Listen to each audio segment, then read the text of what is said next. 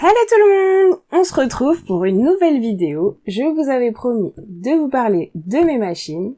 On commence aujourd'hui avec la recouvreuse. Je suis toujours Pauline de la page Facebook By Popo et de l'Instagram By Popo. Alors pourquoi on commence aujourd'hui par la recouvreuse? C'est pas forcément la machine la plus connue et la plus utilisée, mais vous allez comprendre à la fin de la vidéo.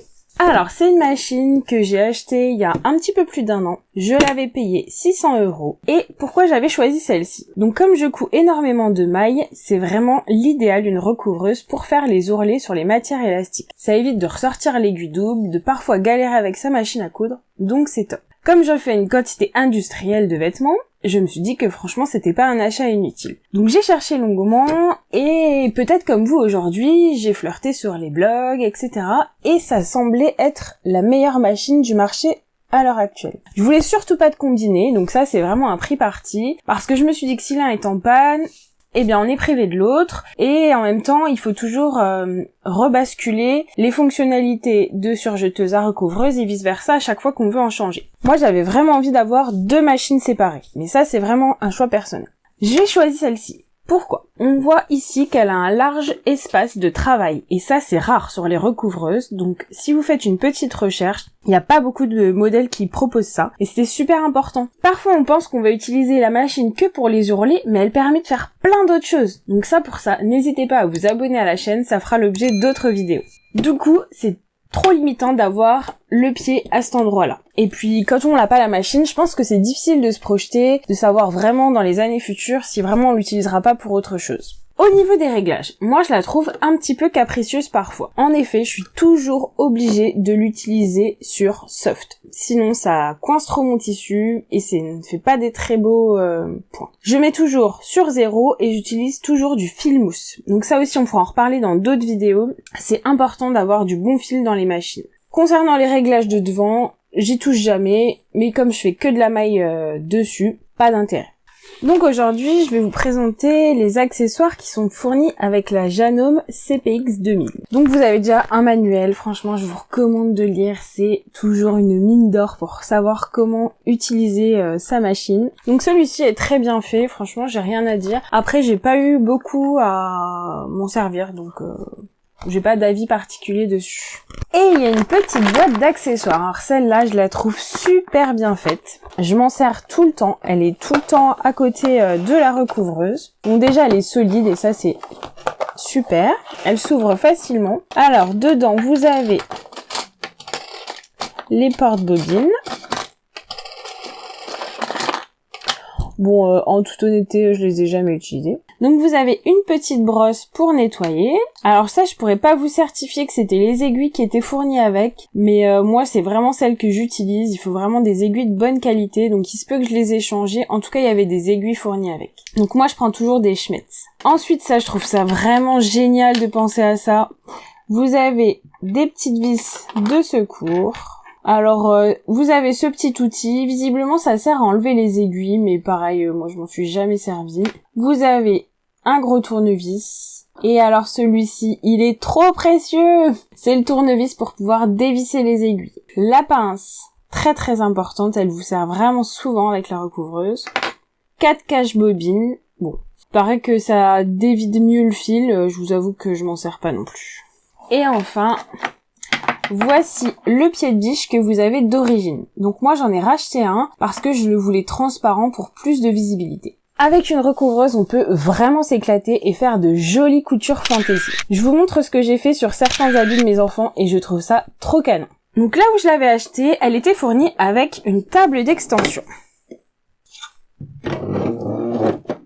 Voilà. Donc ça c'est quand même super utile pour bien mettre son tissu et être bien à plat. Franchement, je trouve pas ça gadget du tout. Néanmoins, je trouve que la table est en plastique et qu'elle mériterait un peu plus de solidité. C'est une machine pas excessivement chère, donc je trouve que niveau rapport qualité-prix, c'est quand même pas trop mal. Concernant les points faibles de cette machine, moi je pense qu'à ce niveau-là, au niveau du pied de biche, ça aurait mérité un peu plus d'espace sous le pied pour pouvoir bien insérer les suites, parce que ce sont des matières quand même assez épaisses et du coup c'est pas toujours évident de bien les placer sous le pied de biche. J'aurais aimé aussi que dans cet espace-là, il y ait des marquages avec les centimètres, parce que tous les ourlets ne se font pas à la même taille. Du coup, vous pouvez apercevoir ici que moi j'ai biaisé avec un petit masking tape qui me permet d'avoir un repère assez facilement. Mais théoriquement, c'est tout à fait possible de le graver sur le plastique, comme ils ont fait ici par exemple.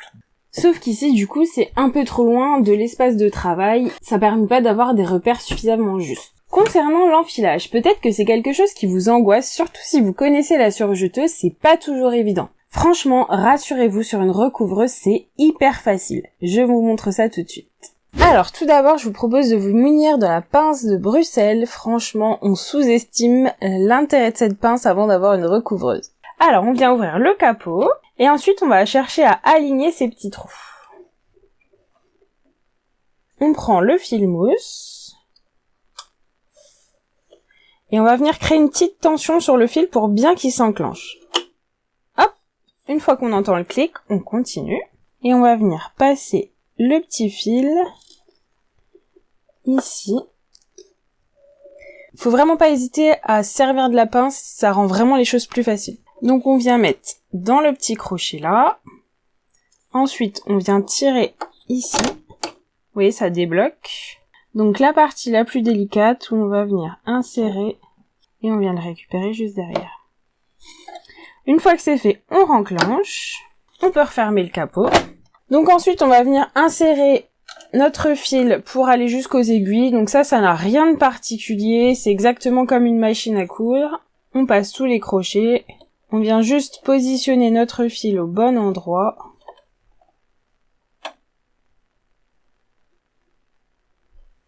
Là, je vais remonter un peu mes aiguilles et baisser mon pied de biche. Ça me laisse de la place.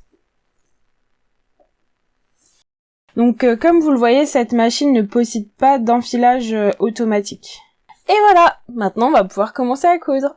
Donc, je vous propose de faire un test tout de suite pour voir ce que ça donne. Donc, on peut choisir à 2 aiguilles ou à 3 aiguilles, c'est exactement la même chose, il n'y a pas de réglage différent. Vous pouvez positionner vos aiguilles n'importe où vous voulez. Et il y a un super rappel à ce niveau-là qui vous permet de savoir un petit peu ce que vos points vont donner. Donc ça, c'est super chouette. Donc je vais remettre la table d'extension. Je soulève mon pied et il y a juste à appuyer. Donc on tire surtout pas sur le tissu.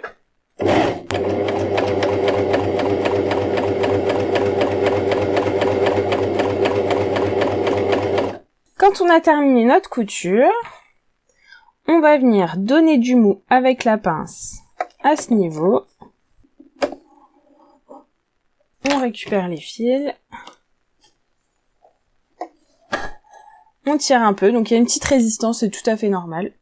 Et on vient couper le fil mousse.